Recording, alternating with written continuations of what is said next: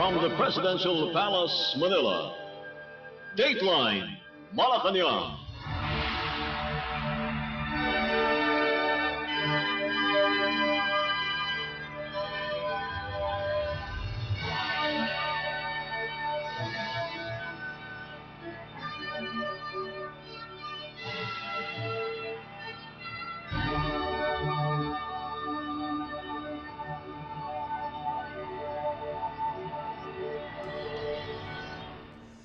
Good day. This is Dateline Malacañang. The Emir of Qatar, His Highness Sheikh Tamim bin Hamad Al Thani, on Monday arrived in Manila as he officially commenced his state visit to the Philippines.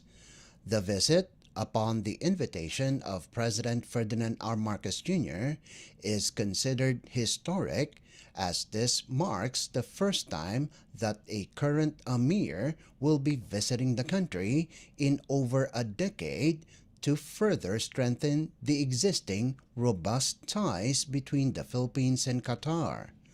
According to the Department of Foreign Affairs, or DFA, His Highness the Emir's state visit is expected to provide a platform for the two nations to exchange views on commitments and bilateral issues that will enhance the existing cooperation in areas of partnership anchored on trust, mutual confidence, and shared values. During the visit, His Highness the Emir is set to meet with President Marcos Jr. in Malacañang Palace to discuss various agreements and measures that aim to elevate trade and investment, including further expansion of common interests across various sectors. This also highlights a broad range of thematic areas which include climate change, education, tourism, labor, agriculture and energy security, as well as economic, commercial, and technical cooperation, among others. Likewise, the two leaders are expected to reaffirm people-to-people ties and prioritize the welfare of Filipinos living in Qatar. As of the latest, there are around 270,000 Filipinos working in various sectors and industries who have contributed immensely to the economic vibrancy and dynamism of the peninsula. Dateline Malacañang. The Philippines and Qatar have forged stronger ties as His Highness Sheikh Tamim bin Hamad Al Thani, the Emir of the State of Qatar, on Monday officially started his state visit in the country. During the Emir's bilateral meeting with President Ferdinand R. Marcos Jr., both leaders agreed to further cooperate in the areas of labor, climate change, trade and investments, energy security, education, youth, and sports, among others. Sheikh Hamad bin Khalifa Al Thani, the current Emir's father, was the first Qatari head to visit the Philippines. He attended the state dinner hosted by the late President Benigno Aquino III and witnessed the signing of some agreement on April 10, 2012, before flying home on the same day. Let's listen to the opening statement of Philippine President Ferdinand R. Marcos Jr. and Emir of Qatar, His Highness Sheikh Tamim bin Hamad Al Thani. Good morning, everyone. I am very happy to be able to welcome Your Highness to the Philippines and to wish Your Highness a pleasant stay in our country on what I understand is your first visit.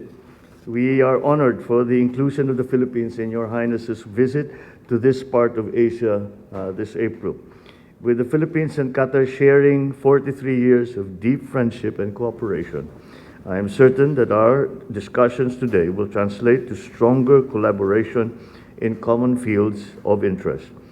I look forward to a fruitful and productive meeting with you today, with the hope that our discussion will open opportunities to improve and to strengthen our bilateral relations at every level, at the commercial level, at the government-to-government level, at the people-to-people level. This is our aspiration, and I think that if we if we are agreed that this is the way to go, there is much potential that we can take advantage of. Thank you very much, Your Highness. أشكر فخامة الرئيس فرناند ماركوس الابن على كلمته الطيبة، كما أشكره على دعوته الكريمة لي لزيارة جمهورية الفلبين الصديقة.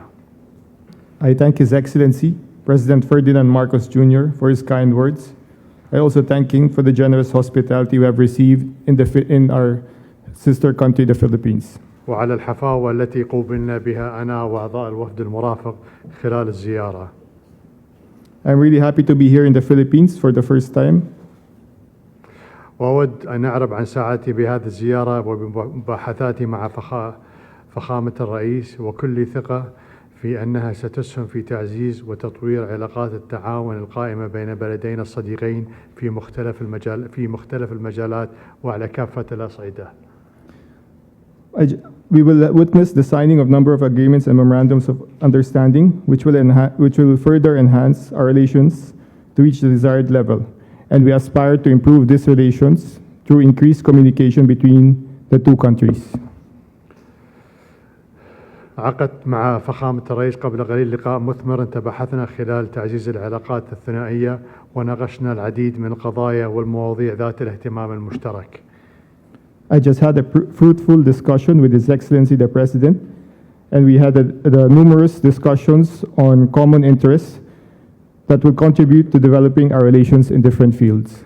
الفلبين دولة مهمة بالنسبة لنا، ولدينا معها تعاون تجاري واقتصادي كبير نطمح إلى تطويره وتعزيزه من خلال زيادة التنسيق والتواصل بين رجال الأعمال وتفعيل اللجان المشتركة الخاصة بالتعاون التجاري والاقتصادي بين البلدين. The Philippines is an important partner for us in many fields, especially in trade and economic cooperation. And we aspire to improve these relations through increased communication between the private sector in both the countries. ولا يفوتني هنا أن أشيد بالجالية الفلبينية المتواجدة في دولة قطر وبمساهمتها الفعالة في عملية التنمية في البلاد. It is my pleasure to take this opportunity to praise the Filipino community residing in the state of Qatar and their effective contribution to the development progress in our country.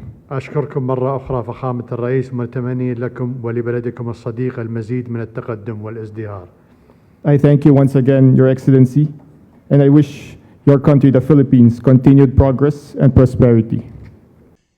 You just heard the opening statements of Philippine President Ferdinand R. Marcos Jr. and Amir of Qatar, His Highness Sheikh Tamim bin Hamad Al Thani. Dateline Malacañang. The administration of Philippine President Ferdinand R. Marcos Jr. has started an initiative of renovating old buildings in Malacañang to turn them into venues for conferences, becoming the newest additions to the tourism assets of the Philippines. In his latest vlog, the President said, one of the programs that the government is implementing is providing accessible venues for conferences by foreign investors and visitors in the Philippines. President Marcos said that the project was made possible through the collaboration of the teams of the Office of the President, the Social Secretary, and the Office of First Lady Louise Liza Araneta Marcos. Among these establishments include the Goldenberg and La Peral mansions. Let's listen to the latest vlog of Philippine President Ferdinand R. Marcos Jr.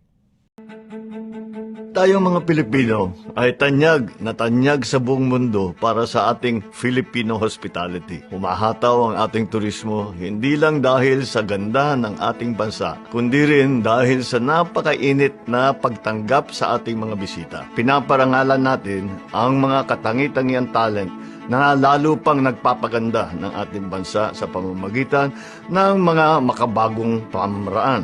Ang Filipino hospitality na ito ay likas sa bawat isa sa ating dahil sa tahanan nagmumula ang pagmaalaga ng mga Pilipino. Madalas siguro ay nakikita ninyo na ako ang pumupunta sa ibang bansa at rinireceive ng mga leader. Iba-iba naman ang mga estilo ng kanilang pagtanggap, pero laging best foot forward. May mga kaibigan pa tayo na nagtatanong kung ano naman ang ginagawa natin kapag tayo ay may tinatanggap na foreign leader dito sa Malacañang. Hindi niyo na siguro napapansin ang mga detalye nito, kaya ako na ang magkikwento sa inyo tungkol sa Filipino hospitality practices dito naman sa palasyo.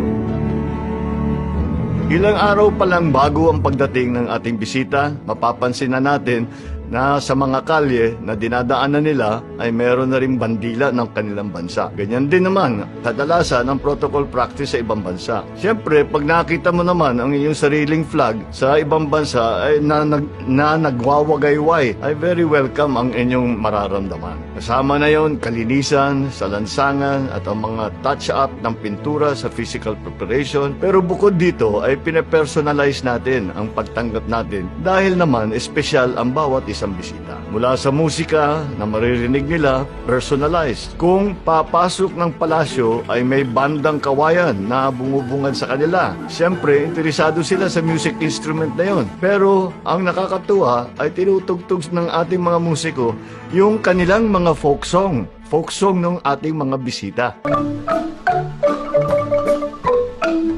Yung effort na yun, naaralin mo ang piyesa ng music dahil malaking bagay sa kanila. May ginagawa rin tayo nun sa pagtanggap sa Malaysia, kumuha tayo ng Malaysian song. Trinanslate natin sa Tagalog at English at yun ang ginawa nating fireworks music. Bilib na bilib sila dahil effort nating gawin yun. Ang entertainment naman sa ating mga gala dinner ay pagkakataon nating ipakita at ipagmalaki ang ating napakayaman na kultura. Ang pagkain din ay kasama diyan, carefully prepared at nakaayon sa requirement ng ating bisita. Kung may dietary requirements ay inaalam natin yan. Kung halal ang pwedeng kainin, kung may preference o allergy ba ang ating mga panauhin.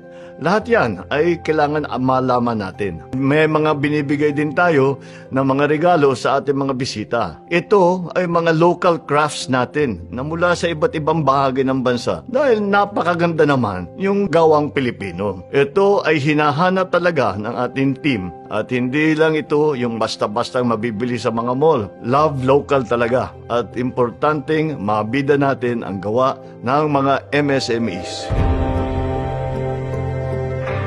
Isa sa mga inaral namin na kinakailangan ng ating mga bisita ay ang madaling access sa mga pupuntahan nila. Karamihan ay sa palasyo naman ang mga meeting at engagement. Kaya nitong mga nakaraang buwan ay may idinagdag tayo sa latest addition sa ating Filipino hospitality asset. Ito ang parang lodging o tuluyan ng ating mga bisita. Guest house, imbes na mag-hotel pa sila sa malayo, matatraffic at mahihirapan sa mga schedule ng mga meeting, dito na lang sila malapit sa palasyo. Nagkataon na may mga napabayaang lumang bahay sa compound ng Malacañang at may nakita kaming isa na pwede pang i-renovate. Yun ang aming ginawa.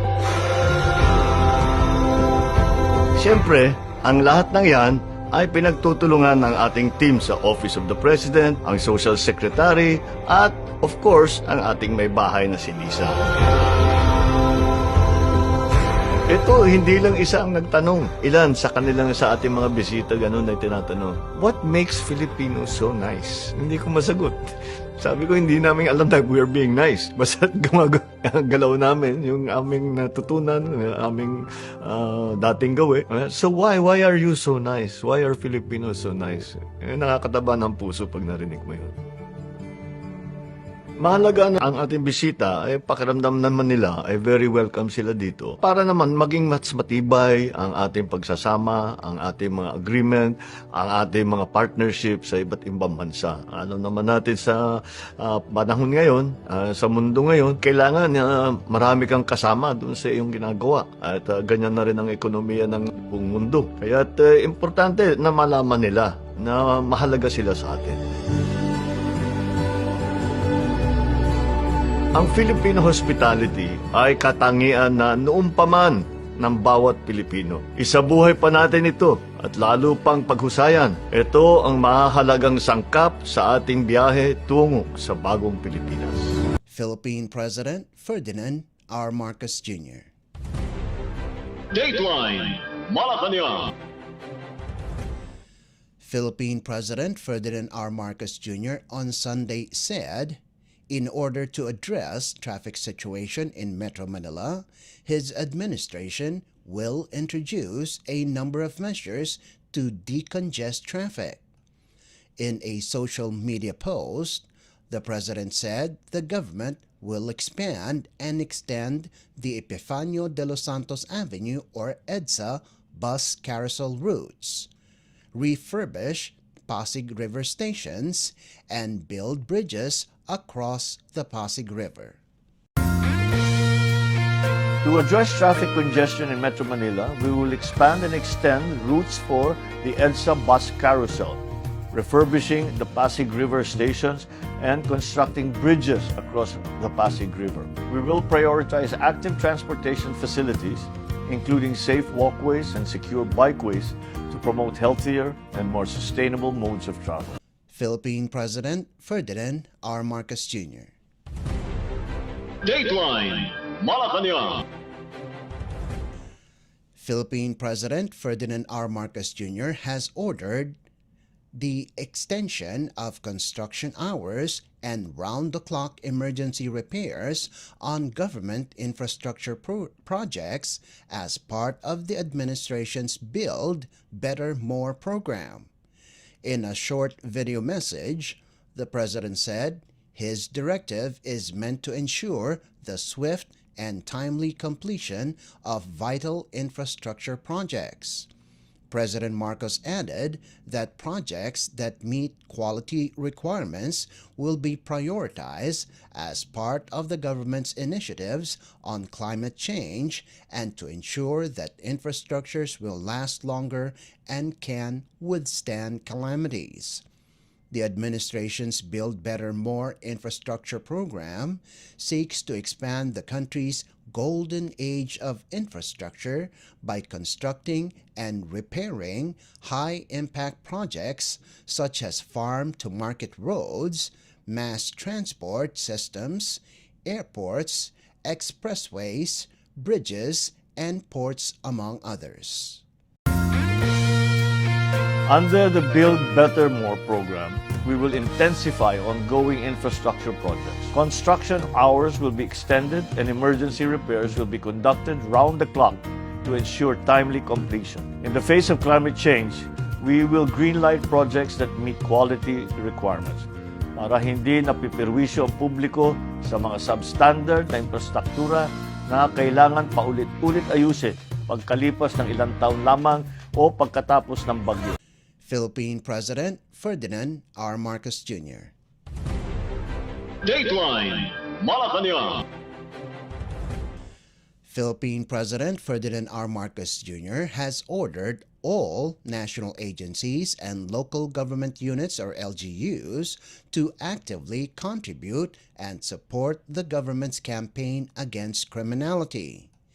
In his Memorandum Circular number 46, signed by Executive Secretary Lucas Bersamin on April 18th, the President directs all national government agencies and LGUs to support the implementation of the 2024 National Crime Prevention Program, or NCPP, of the Department of the Interior and Local Government, or DILG. The 2024 NCPP provides cross-cutting strategies to foster safe communities, protect the rights of Filipinos, and reduce the prevalence of criminal activities in the country, consistent with the Philippine Development Plan or PDP 2023 to 2028. The DILG submitted to the Office of the President the 2024 NCPP on February 22, 2024. President Marcos designated the National Police Commission, or NAPOLCOM, as the lead agency in the implementation of the 2024 NCPP. NAPOLCOM is an attached agency to the DILG that administers and controls the Philippine National Police, or PNP, and advises the President on all matters involving police functions and administration. The circular takes effect immediately. Dateline Malacañang. Philippine President Ferdinand R. Marcos Jr. has ordered the Department of Agriculture, or DA, to further streamline administrative procedures and policies on the importation of agricultural products and remove non-tariff barriers to help ensure food security. Under Administrative Order, or AO number 20, the President emphasized that administrative constraints and non-tariff barriers continue to persist, which had caused continued increase of domestic prices of agricultural commodities despite existing measures. Non-tariff barriers are policy measures other than customs tariff that restrict trade, including but not limited to quotas, import licensing systems, regulations, and red tape. The order, signed by Executive Secretary Lucas Bersamin on April 18th, takes effect immediately. President Marcos directed the DA in coordination either with the Department of Trade and Industry, or DTI, or the Department of Finance, or DOF, to streamline procedures and requirements in the licensing of importers, minimize processing time of application for importation, and exempt licensed trades from submission of registration requirements. The Chief Executive also ordered the DA to facilitate importation of certain agricultural products beyond the authorized minimum access volume, or MAV, and reduce or remove administrative fees. MAV is the volume of a specific agricultural product that is allowed to be imported with a lower tariff as committed by the country to the World Trade Organization. Likewise, the DA is ordered to streamline procedures and requirements for the issuance of Sanitary and Phytosanitary Import Clearance, or SPSIC, and take concrete steps to improve logistics, transport, distribution, and storage of imported agricultural products. Meanwhile, the Bureau of Customs, or BOC, is directed to prioritize the unloading and release of imported agricultural products subject to the Customs Modernization and Tariff Act and other applicable laws, rules, and regulations of the Bureau. President Marcos has also created a surveillance team through AO20 to ensure the effective and efficient implementation of the order. Concerned agencies are also directed to jointly submit a quarterly report on the status of the implementation of the AO to the President through the Office of the Executive Secretary and the Interagency Committee on Inflation and Market Outlook, or IAC-IMO. The IAC-IMO, which was established through Executive Order Number 28, Series of 2023, is an advisory body of the Economic Development Group on measures that would keep inflation, particularly food and energy, within the government's inflation targets. Dateline Malacañang. Philippine President Ferdinand R. Marcos Jr. has directed all national agencies and encouraged local government units or LGUs to support the administration's campaign against poverty. Under Memorandum Circular Number 47, signed by Executive Secretary Lucas Bersamin on April 19th, the President directed all government agencies and instrumentalities and encouraged LGUs to support the implementation of the Enhanced Partnership Against Hunger and Poverty, or EPUP program. The EPUP is one of the banner programs of the Task Force on Zero Hunger, aimed at institutionalizing efforts to mitigate hunger and promote food and nutrition security by linking community-based organizations or CBOs to prospective markets and providing credit assistance to support food production, processing, and distribution. The Task Force Hunger is tasked to ensure the continued and effective implementation of the EPUP program in coordination with relevant government agencies. The task force is mandated to enhance provision of farm production technologies and extension of services to government-assisted family farms and rural-based organizations, as well as to enhance the sustainability of the EPUP program through the implementation of policies that will engage the private sector and institutionalize mechanisms in LGUs.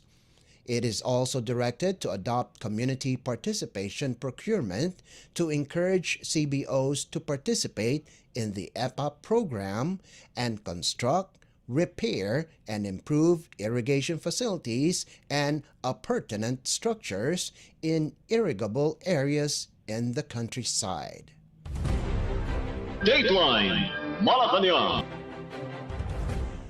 And finally, the Philippines expressed appreciation for the Group of Seven or G7's rejection of China's baseless and expansive claims in the South China Sea or SCS, as well as its dangerous maneuvers against Filipino vessels within the country's exclusive economic zone or EEZ. In a statement Sunday, the Department of Foreign Affairs or DFA welcomed G7's commitment to the rule of law and the rules-based maritime order anchored on the 1982 United Nations Convention on the Law of the Sea or UNCLOS, as well as its commitment to sustainable and inclusive economic development in the Indo-Pacific region. G7 is composed of Canada, France, the United States, Germany, Italy, Japan, and the United Kingdom, and represents the world's leading industrialized democracies. The Philippines, according to the DFA, is firmly committed to UNCLOS and the binding arbitral award of 2016, adding that respect and adherence to international law and freedom of navigation are essential to ensuring global prosperity, peace, and stability. On Friday, G7 issued a communique opposing China's dangerous use of Coast Guard and maritime militia in asserting its claim over the SCS. On March 5th, a China Coast Guard vessel, backed by a Chinese militia ship, water-cannoned a Philippine supply vessel en route to a Ayungin shoal. The attack, one of several, caused heavy damage to the supply ship and injuries to Filipino crew members. It drew widespread condemnation from different governments. The DFA added that the Philippines shares G7's vision of a stable and secure Indo-Pacific region and stands firm against any actions that undermined international security and stability. China asserts ownership of virtually the entire waterway, including maritime features well within the West Philippine Sea, a claim that was debunked in 2016 by the Permanent Court of Arbitration. Likewise, the DFA expressed the Philippines' readiness to cooperate with G7 in its efforts to support economic growth in the Philippines and the Indo-Pacific. Dateline Malacañang. Before we conclude our program, we would like to invite everyone to come and visit our Facebook page and YouTube channel at Radyo Pilipinas World Service. You will be able to hear and view our Filipino and English programs, including news updates here in the Philippines. Kindly subscribe, like, and share our posts as well. And that concludes this edition of Dateline Malacañang. For Radyo Pilipinas World Service, this is Leo Magpayo. Good day and stay safe. From the Presidential Palace, Manila, Dateline Malacañang.